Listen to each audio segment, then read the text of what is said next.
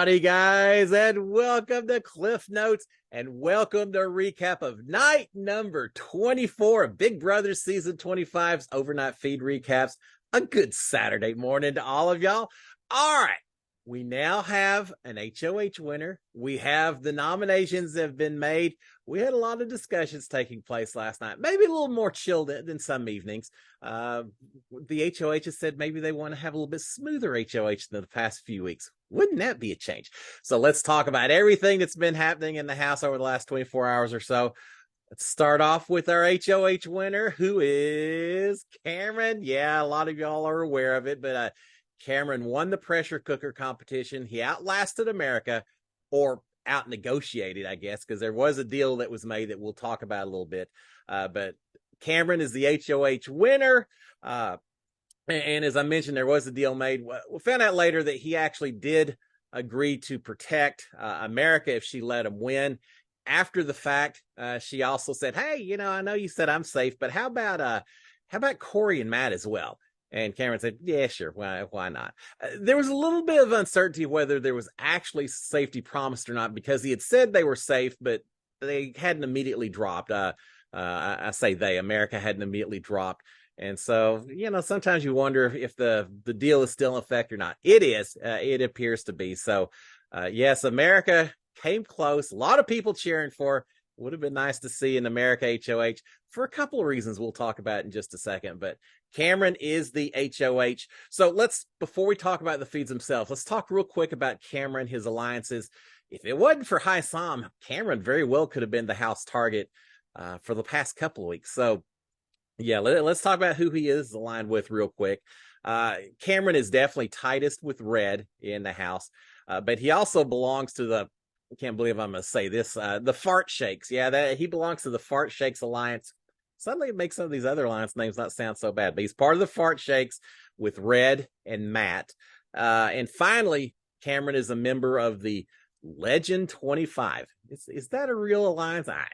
I guess it is in Cameron's eyes. The Legend 25, which consists of Matt and Red and Cameron, the Fart Shakes, and the Bye Bye Bees as well. So you've got that group that Cameron's a part of.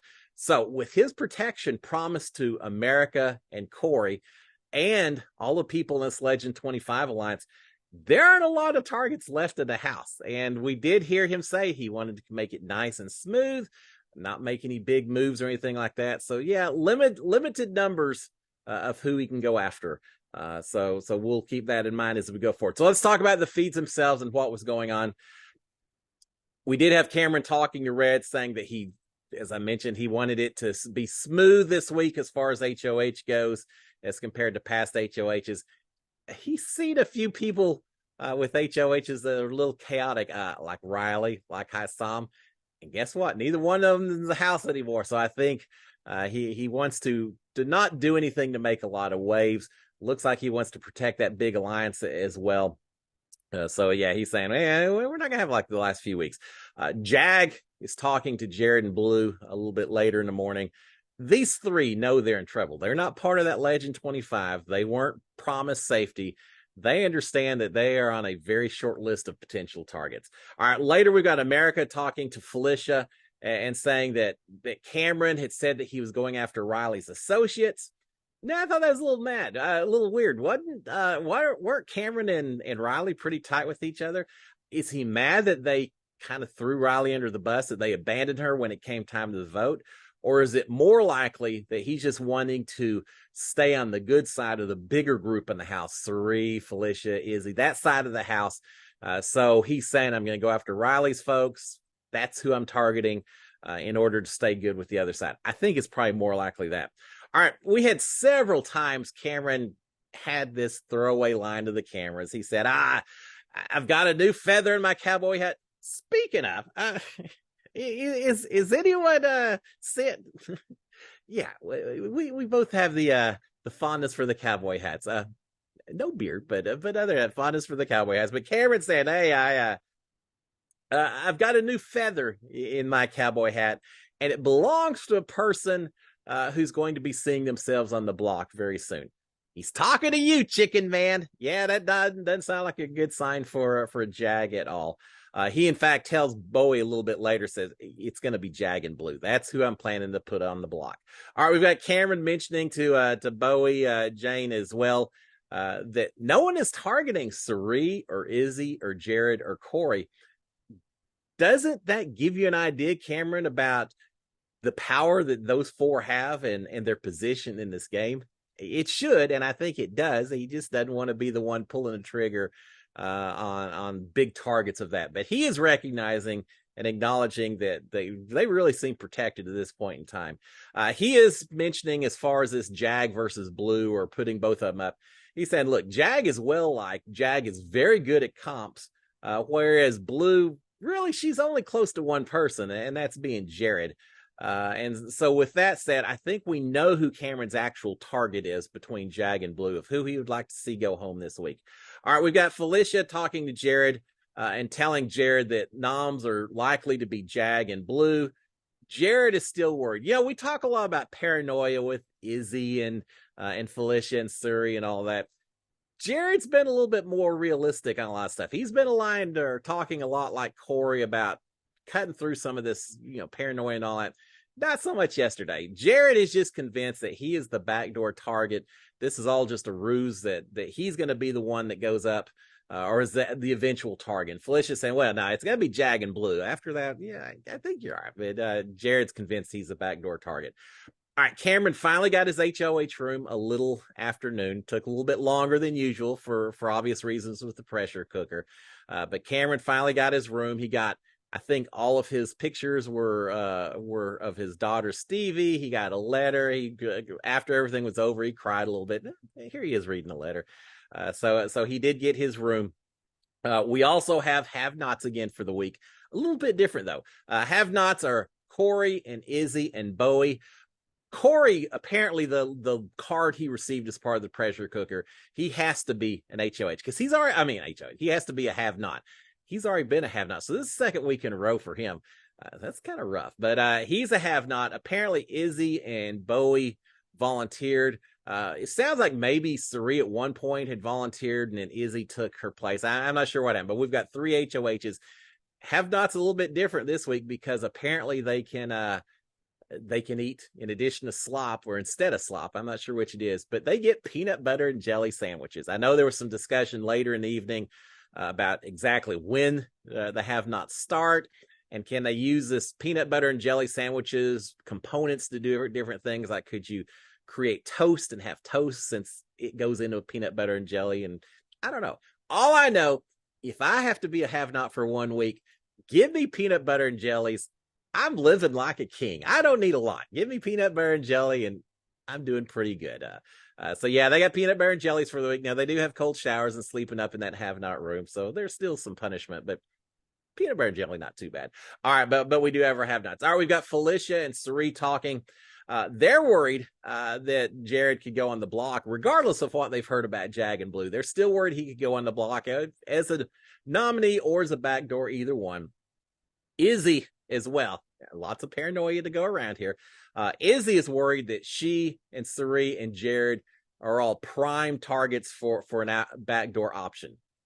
Not unwarranted, Izzy, to think that you could be in such a position, because it was talked about. All right, we've got Cameron and Jag talking.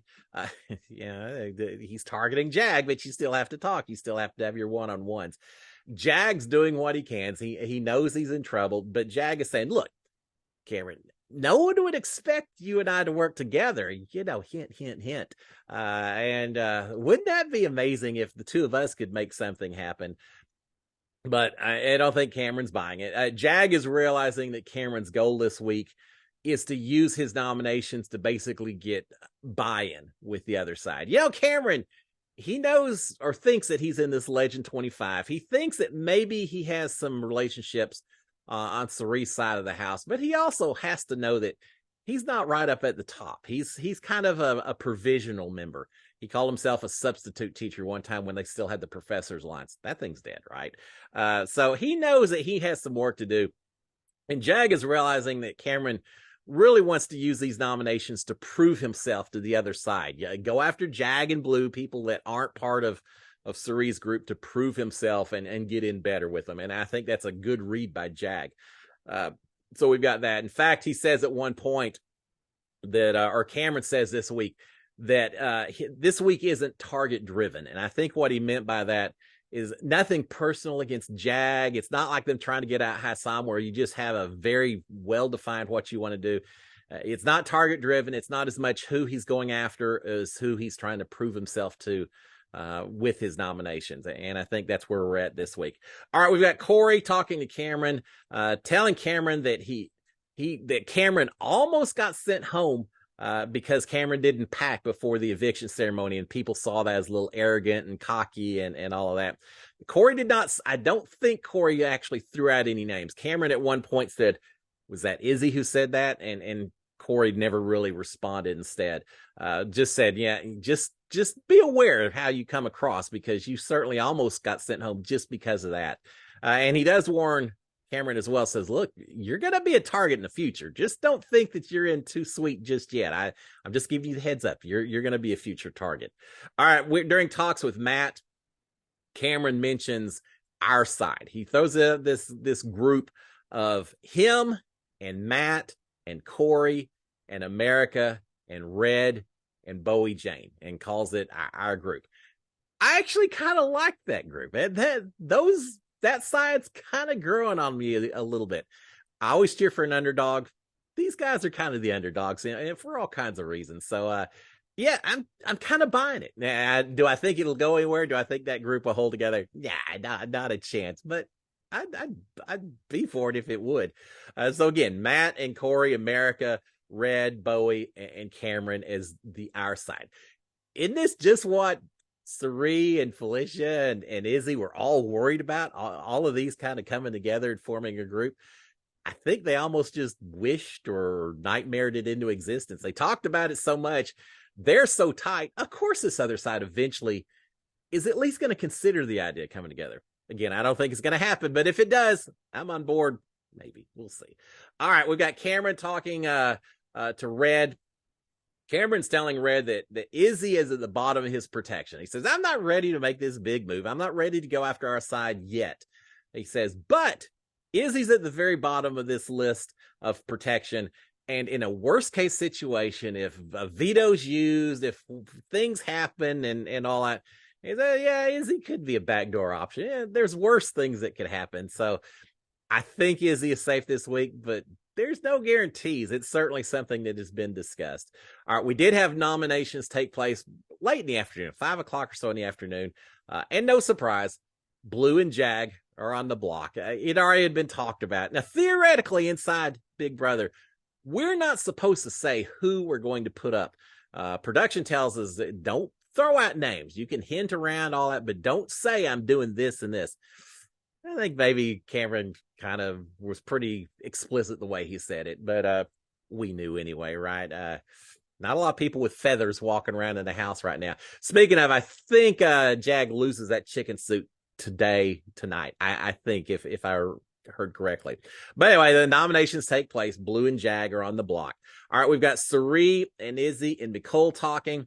Surrey is saying, look, I'd like to protect Jag if I could. Yeah, he's kind of in some of these alliances, 40 or 50 of the 60 alliances we got. I know, but she said, I'd love to protect Jag, but we have got to keep these nominations the same in order to protect Jared, maybe to protect us, but certainly to protect Jared. So unfortunately, if one of us gets a veto win, we're going to have to keep it the same. We're going to have to talk other people into keeping it the same. And that may mean that Jag's at risk, but you know, it is what it is. Now, I don't remember that she said it, but I'm not so certain that Surrey would have any issues whatsoever with Blue just heading on out the door.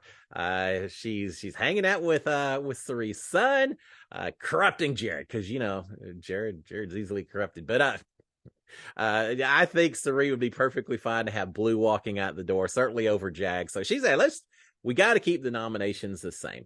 All right, remember that group that Cameron had mentioned to Matt, the one I said, yeah, maybe I could be on board with that. Well, Mr. Matt Matt passed that information straight on to Suri, and said what was going on over there, or at least what Cameron thinks or can envision taking place. Suri's not happy to hear that, as you could expect. No, that she's surprised, but to have it vocalized certainly doesn't make her happy at all. So yeah, the fact that Matt's already spilled the beans on it, not so good for the future of that alliance.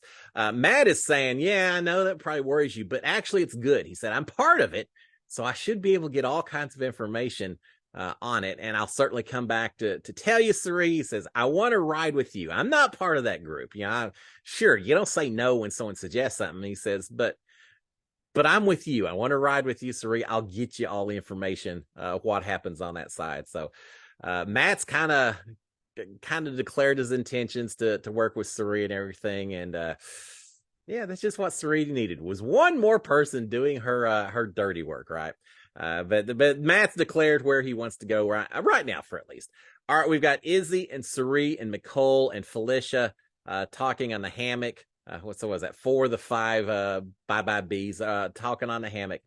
Lots of talk against Corey. Now, Corey seems like he's done a pretty good job of working his way in with Suri and Felicia and Izzy and all that. But right now, these 4 are really talking a lot about Corey, and not great, saying that he's too good, that he's sneaky, throwing out all kinds of words, but they're just not trusting Corey, or they're seeing him as this threat because he understands the game as well as he does. So yeah, Corey better be careful of these 4 ladies. He's they won't say it to his face, but they're certainly paying attention to the way he's playing the game. All right, we've got Red and Suri talking. I think this is in the comic room. They're talking about a situation where maybe a veto is won by Jag. He pulls himself off the block. Remember, Suri doesn't want that to happen at all. But talking about what does occur if that was to happen. And if that happens, if Jag pulls himself the block, Red has actually said that he'll volunteer his pawn. All right. He said he'll go up his pawn so that Blue goes home and so that Izzy is protected. So Red saying, I know my role in this group. I'm there for it, Suri. If it goes off, I'll talk to Cameron. I'll go up. We'll make sure that Blue goes home instead. Suri's got to like hearing that, right? Worst case situation, all of her people are still protected. So Red's throwing himself on the sword if it comes down to that, and Suri is loving what she's hearing. All right, we've got Red. Now, remember, this is a safe situation. Wasn't Suri just saying yesterday that she hates Cameron? She's starting to hate Red. She doesn't like Blue, I think. But suddenly now, maybe Red picks up on that. Maybe Red's just trying to smooth things over with Suri.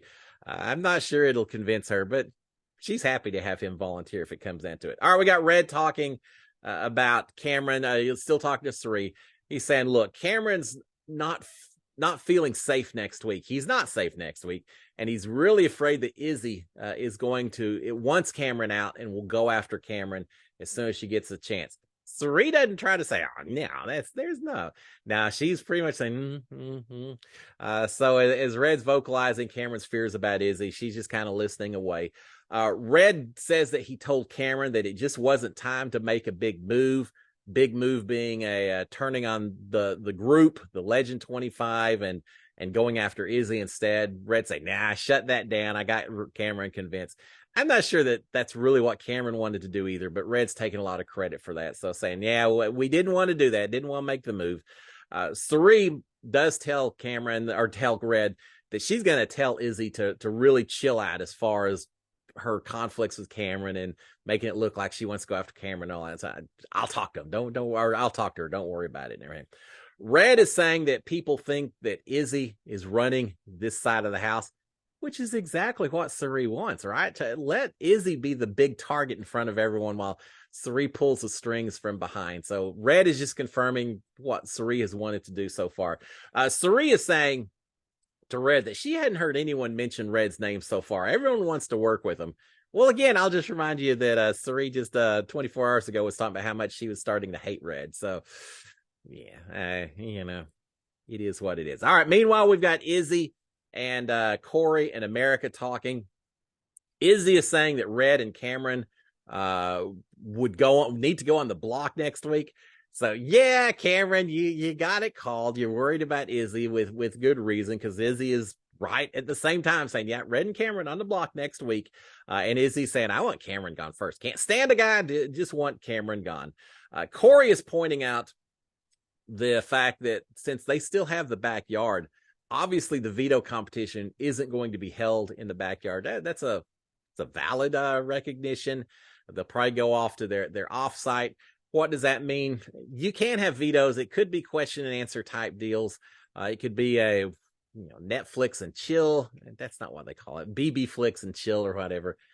Jared and Blue could do Netflix and chill, I guess. But you could have something like that. It could be straight up question and answers. You could have timed veto, one person at a time doing something, but it's going to be off site, not in the backyard, since they do have the backyard still. Izzy is going on and on about Cameron. She's saying that he's gross. She's saying that he is a cop and lying. She's saying that he's in his 30s, but he only talks about high school. He doesn't ever talk about adult life. On and on and on. Sari may talk to Izzy and tell her to chill out, but I just don't think it's in Izzy's nature. She just doesn't jive well with Cameron. One of those two is going to take a shot at the other one at some point in this game. And unfortunately for Cameron, this week may have been a good week to do it, because if Izzy gets the power, we know who she's going after. All right. Can I say how much I would love the drama of Corey passing all of this information that Izzy is throwing out, passing it on to Cameron, who then would turn around with this new knowledge and use it as an excuse to backdoor Izzy this week? Can I say how much that would be fun to watch as a viewer? Do I think it's going to happen? No, that doesn't benefit Corey to do that. It creates all kinds of conflict. It hurts his game. He's not going to do that. But if he did, all right, well, we'll see. Expect the unexpected, right? All right. While Corey is in the diary room, America's talking to Izzy, telling Izzy that she's got a little crush on Corey, but that she doesn't think Corey really reciprocates it back, that all Corey wants to do is talk games. So she just doesn't feel like that Corey's really into that side the way she is. She said, I do a little flirting. He just talks about game. Poor Corey. I know he's focused on the prize, right? So, but she's recognizing that maybe he's not as into it as she could be. Izzy is saying, talking about some of her connections, she's saying she likes Jared and Corey, but she would love an all-girls final. Hint, hint, hint, America. Just in case you're thinking I'm too tight with Jared or Corey, I'd love to have it all girls in a final too. So she's kind of making some overtures to America on that. Later, Corey returns. Izzy leaves. I don't remember if she went to the diary room, where she went, but it's just Corey and America for a little bit. Corey's saying, look, this mention of Izzy talking about her and you and me and Jared, that's just Izzy leading us on. She's just placating us. There's nothing to that, America. So don't put too much faith in what she's saying. Corey's complaining about Izzy and Sari, saying, look, they panic about everything every time. They suspect everyone is an alliance against them. He says Red and Bowie pass each other in the hallway and say hi, and America immediately Sari thinks they must be an alliance. He's saying they're doing way too much about it. He's saying there's way too many fake alliances in this house right now. And he's saying that this group of 8 he is in is a fake. And America saying, well, Jag thinks it's real. So many alliances out there. I'm kind of on Corey with this. Corey is alone talking to the camera. I love when he talks to the camera. I hope his voice is a little more quiet than mine was. So far, he's getting away with it, and I hope it continues, because he's giving us all kinds of information. So we'll talk about that real quick before we shut this down. Corey alone talking to the camera. He thinks that a Cameron HOH is good for Corey. He's invested enough time in a relationship that he thinks he's safe. He says, as long as I don't get backdoored, it's good. But he's thinking Cameron as an HOH is probably good. He wants Jag to win veto. Pull himself off. Jared goes up, but then Blue goes home. Is what Corey would like to see. Apparently, sometime during the day, he told America that his brother Zach had been on Survivor, and he's glad that he told her. The fact that he told her tells me that Corey's putting a little more trust into America to give that kind of information out.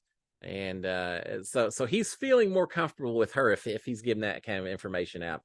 Corey is saying that he understands that Sari He understands Sari as a player and what she's trying to do, but that she has very bad reads in the house so far. He's saying she isn't nearly as good at Big Brother as she was at Survivor. I'll point out once again, Sari making a mention 24 hours ago or so saying, Big Brother's a lot harder than Survivor. I agree. I still agree. All right. He's saying she isn't nearly as good at this game as she was at Survivor. Corey's mentioning that he threw that HOH, the pressure comp. Remember, he took his shoelaces off and really seemed to be prepared for this thing. But now he's telling the cameras that he threw it, and he said, who would I have put up? He recognizes at this point in time, as long as he felt safe, that he only gets blood on his hands if he gets HOH, and it forces him to declare some loyalties that he doesn't want to do. So I suppose he just stuck around long enough to make sure that the folks he didn't want to win were out of that thing. So he's saying he threw the competition. He mentions concerns about, I think he used the word shenanigans. There could be some shenanigans going on here. I've used that word once, try some myself. But he's saying if there are, and he doesn't, I don't remember that he points out specific names, but he does mention, says, I know a lot about Sari and Izzy and Jared if I ever need it as ammo. If there's anyone that's going to figure out the connection, it could certainly be Corey. I don't know if that's what he's hinting at. I don't think he knows yet. He may just recognize the tight relationship and a lot of the conversations that the three of them have had with him. So he certainly is keeping the back of his mind that he can blow up a lot of people's games if he's not treated the right way.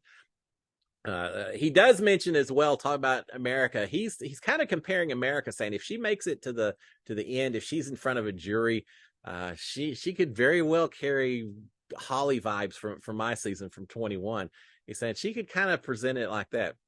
Maybe Holly played a pretty good game. I haven't quite seen that from America yet, but we still have 76 days left. Plenty of time for America to jump in and take control of this thing and do what she can a little bit later. But he's thinking she could be playing a game similar to Holly, lay low during the first part and then win a few comps and take a little bit of control on down the road.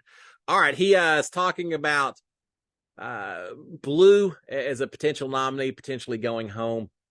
He's saying Blue does nothing for me. It doesn't help my game one bit to have her in here. She could certainly go home. He said, but Jared's an issue because obviously Jared doesn't want her to go home. He says Izzy likes Blue as well. Izzy's not going to want Blue to go home. They're going to be going for Jag as much as possible. So he's fine with Blue going home. He's not sure the rest of his group feels the same way.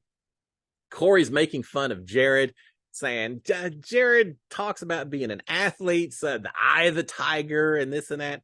He said Jared lasted 15 minutes in that pressure cooker. I think he said something about my mom wasn't even playing and she was only 15 minutes quicker than he was finishing up. So, yeah, Corey, he had another choice word or two for Jared as well. Corey realizes that playing with Jared, keeping that connection tight is good for his game, but I don't know that he's got as much respect for Jared right now. And I think he just sees Jared as being a little bit more of a talker than a doer sometimes when it comes to these comps and things like that. All right, eventually before that, we've also got him talking about Felicia. Corey's worried about Felicia, says she is going to be hard to get rid of. The longer she stays in here, the harder it's going to be to get someone to target her and get her out. He said maybe during the double eviction where everything's rushed and fast, that would be a good time to get her out. He says maybe when we get to final 7, he says if I get to final 7 with that group over there, I feel pretty comfortable that I can then win some comps and control some things. And he says if I'm HOH at final 7, maybe that would be a good time to get Felicia out. So he's recognizing that she's not a huge target for anyone, and she could coast a long way in this game. He does point out that this house seems to be intent on removing Comp Beast from the house. Riley's gone, Hassam's gone, now potentially Jag is gone. He's saying the more Comp Beasts that are booed from this game, the better it is for me. So I'm all on board with that. All right, we've got America back, and we're getting ready to wrap this up. America is back. She's saying, look, Blue is a content creator. She's a performer. Everything she does is a performance. Whereas Red and Cameron, she's saying they're a little bit more real. Corey's talking about Izzy and saying Izzy just takes things very mean or takes things very personal, can be very mean in the way she handles this game as well. America jumping in as well, saying Izzy whines a lot. She's not really as good at this game as she thinks she is. So they're both kind of ragging on Izzy a little bit. Corey is talking about Jared and saying Jared is really good socially, relationships and all that. He's great. As far as playing the game, maybe not so much. And then America talking about Izzy and saying she has at least, or she's got 4 different fake alliances as well. Everyone understands all these alliances are fake, and yet they're still all on board with it. It's very strange this season. America is talking about those 4, and I think she's talking about Izzy, Felicia, Sari, and Jared. She's saying those 4 are with everyone, and that's concerning. And she finishes up by saying, if I'd won Pressure Cooker, I would put up Sari and Izzy. All right, there were a lot of people cheering for America to win that thing, and that kind of makes me think it would have been fun to see her win HOH if she actually would have done that, to see what would have happened, just to knock a few people down a peg or two. Now, do I think that would have happened? No, she can say that now, but I think Corey may have talked her out of that if she tried to do something like that. But we'll never know, right? Maybe next week. There's still an opportunity. We'll see. There's a lot of people that talk this week about just not time to make a big move. Next week, maybe. Cameron said that. Not now, but next week, maybe. Here's something I'm thinking about that. They don't know that there's not a battle back competition. We've seen the exit interviews with Julie Chen. We know there's no battle back from these pre-jury people. The people in the house don't know that. So I think there's a lot of people in there that don't want to make a big move early in the game, just on the off chance that they send out a big target and then that person comes right back into the game, and now you got a big enemy for life. Yeah, if Cameron had gone after Izzy and then Izzy turns right around and a battle back comes back in, well, that's not great for Cameron's game. I think the possibility of a battle back is really slowing down these big, dramatic, chaotic things.